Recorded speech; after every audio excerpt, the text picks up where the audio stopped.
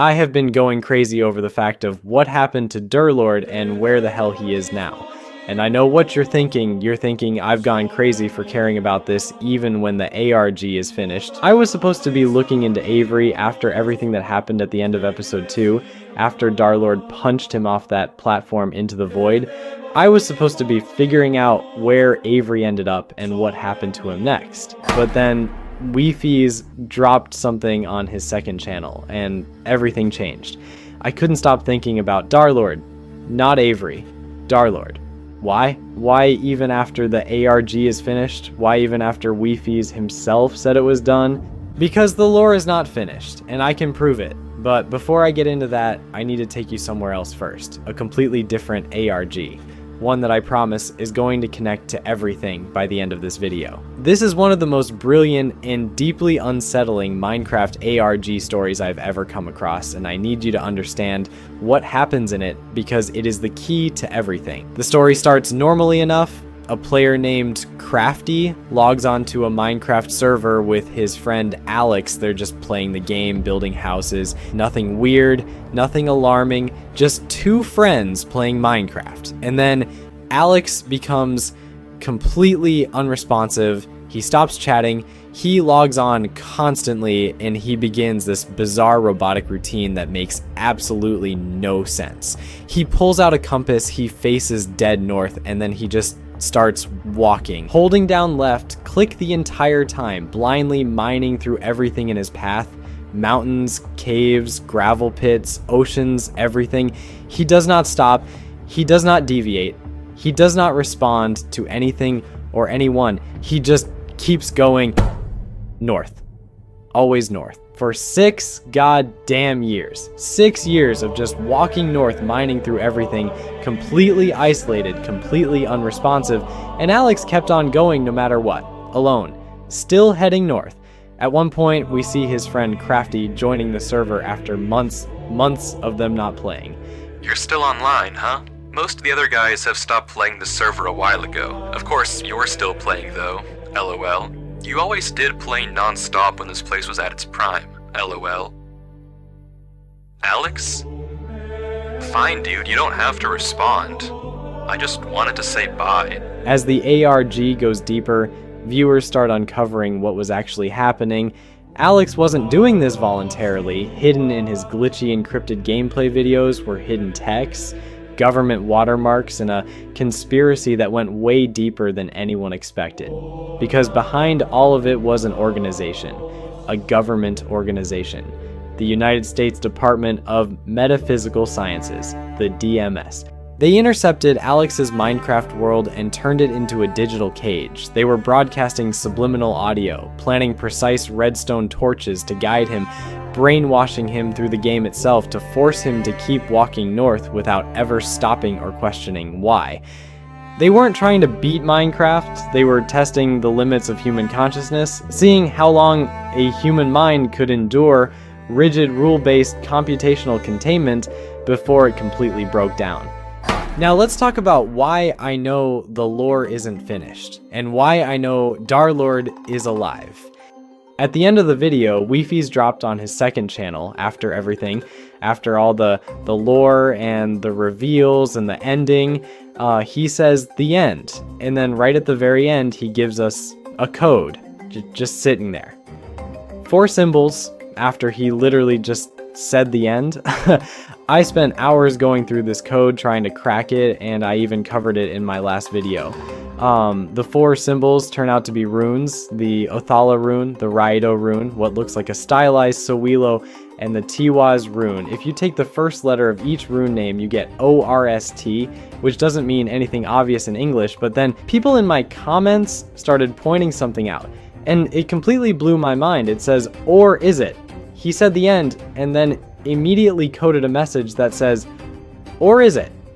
He looked us dead in the eyes, told us it was over, and then whispered it's not over in a language most people wouldn't even think to decode. And then there's the chat message at the end of episode 2, right before Derlord punches Avery off the platform. Avery types something in chat. a question mark, then the symbol, then what sounds like WD-ASWAD if you try to pronounce it. And yeah, at first glance, it looks like he just fumbled his keyboard while falling. Accident, right? Bumped some keys on the way down, accidentally sent something, happens all the time. Except it doesn't add up, not even slightly. The message showed up 74 frames after he got hit. That's roughly 1.23 seconds. That is fast. Like, genuinely incredibly fast. And think about the actual sequence of inputs that would have to happen accidentally for that message to exist. He would have had to accidentally press T to open chat, then hold shift for the first two characters to get the greater than question mark at the start, then let go of shift, then type out WD-ASWAD, then hit enter to actually send it. All of that in 1.23 seconds while falling after getting punched off a platform. That is not a fumbled keyboard. That is not an accident. And here's the thing about YouTube playlist URLs. They all start with greater than question mark. So this could be the beginning of a playlist link. I plugged it in myself. Nothing comes up yet. Dan, no playlist, no video, nothing. But the keyword there is yet. And I hit what felt like a dead end until I went to the Google Drive folder, the one where all of Derlord's footage was supposed to be stored, and sitting there instead of the footage was a note: the footage has been confiscated by the D.M.S, the Department of Metaphysical Sciences. The same D.M.S, the exact same organization that experimented on Alex for 6 years. That tested the limits of a human mind through a Minecraft world. That warned Wifies to stop digging when he got too close to the truth. Wifies' exact words were, "Time will tell." And then at the end of his recent behind the scenes video, he brings up the question of what actually happened to Derlord, gets right up to the edge of answering it, and then stops completely. Just moves on like he didn't almost say something massive. If all of that together doesn't tell you that the lore isn't finished and that Derlord is alive, then I genuinely do not know how else to convince you. But now the real question, where is he? What actually happened to him? How does the DMS fit into all of this? I started researching hours and hours for nights and days, going through every YouTube video, every Reddit post, every corner of the internet I could find. And then on Reddit, I found a guy just as deep in this as I am, and he had written a document, a 17-page document full of theories, and one of them changed how I see this entire ARG. Before I get to that theory, I need to talk about the second act, because if you haven't seen my previous videos, this is essential. At the end of episode 1, Derlord goes left at the crossroad and peeks behind a gate, and whatever is there gets completely censored. We cannot see it. He stands there for 15 whole seconds before he runs. Now, everyone assumed he saw the king in yellow physically standing there. That's what broke him, but that doesn't work. Because in Robert Chambers' original 1895 book, the King in Yellow has no physical form. Not once in the entire book is it ever stated that seeing the king physically drives you insane. The only description you get of him across the whole text is a tattered yellow robe and a pallid mask. That's everything. What Derlord saw behind that gate was the second act of the play. The second act is described as so overwhelmingly beautiful and devastating that anyone who reads or watches it simply cannot come back from it the same way. And one of the most significant side effects is that your perception of time completely breaks down. Past, present, and future stop being separate things. They bleed into each other simultaneously. And we see this with Derlord directly. In the library, when Avery asks how long he has been playing, Derlord says he doesn't know. He has lost time. The proof that goes even further is the warning message. The coded book Derlord left behind that translates to Run Avery, it's here. Derlord knew Avery's name before Avery ever touched that laptop. Before they ever met, he knew. Because the second act shattered his sense of time and he could see what was coming. He used his last coherent moments to write a warning for someone he technically hadn't met yet. And this is how the King in Yellow operates. He doesn't chase his victims. He builds a path and lets them walk down it willingly. Every puzzle Derlord solved, every trap he set up thinking he was outsmarting the world around him, It all just led him exactly where the king needed him to go. The king lures people to the play because he knows what it does. Here is the theory from that document that I cannot stop thinking about. What if the king in yellow is the D.M.S? Nah, I know how that sounds. But hear me out, because this actually makes sense when you look at it properly. In Robert Chambers' book, it is explicitly stated that the king in yellow has no physical form. He is not a person or a creature. He is an idea. He is an ideology. What is the D.M.S? An ideology, an organization built around a specific belief system about human consciousness and metaphysical experimentation. No single face, no single body, just a system of beliefs and methods that operates through the shadows, spreading its influence through the people it touches. Think about what the D.M.S did to Alex. They took a Minecraft world and turned it into a testing grind. They used the game as a tool to see how far a human consciousness could be pushed before it broke down entirely. They brainwashed him through the medium he was already engaged with and watched what happened. Now think about Derlord. Someone encounters a strange Minecraft world full of puzzles and gates and things that shouldn't exist. He pushes forward because his curiosity won't let him stop. And at the end of it, he reads something that destroys his perception of reality and fills his mind with knowledge he was never supposed to have. His mind becomes corrupted. He can no longer look away from the screen. He loses his sense of time. What if the D.M.S built that world? What if they put the second act behind that gate deliberately? What if the whole thing was a controlled experiment to see if a human mind could survive exposure to the second act of the play?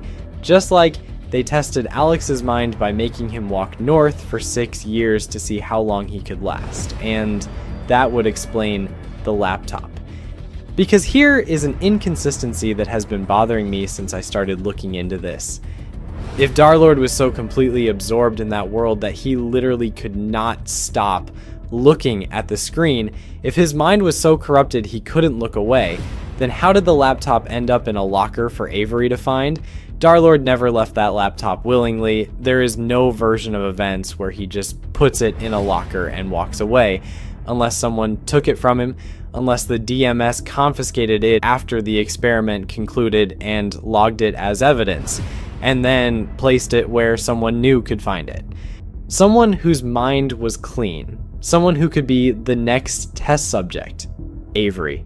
Think about what that means. Avery finding that laptop wasn't an accident. It was the next phase of the experiment. The D.M.S took everything Derlord went through, documented it, took his footage, which is why it's in their possession now, and then set up the next run. A new person, a clean mind, the same world, the same gates, the same second act, waiting at the end of the church for whoever was brave or curious enough to sit down and read it. And Derlord? I think the D.M.S has him. I think after his mind broke and the experiment concluded, they took him in. Not to help him, to study him. Because what Derlord represents is something the D.M.S has never seen before. Someone who read the second act, had their mind completely destroyed by it, and somehow kept going. Set traps, solved puzzles, fought back against the manipulation, tricked entities in a world that shouldn't be trickable. A mind that should have been completely consumed, but instead found a way to keep functioning inside the chaos. That is not something the D.M.S would let walk away. That is the most valuable test result they have ever produced. So where is Derlord right now? Alive. I am sure of it, but not free. The D.M.S has him somewhere, studying what the second act did to his mind, trying to understand how he survived it when everyone else broke completely. And the playlist link that doesn't exist yet, the footage that says time will tell, the question of what happened to Derlord that Wifies won't answer yet, all of it is pointing to the same place. We are going to find out. The next part of the story is coming, and when it does, I think everything we thought we understood about this ARG is going to look completely different. I genuinely cannot wait. And I genuinely am also a little scared, because if the D.M.S is real, I need to hit 10,000 subscribers before they find me, and honestly that feels very urgent, so subscribe, Please. I'm serious. I'm not joking. Okay, maybe a little, but also not really.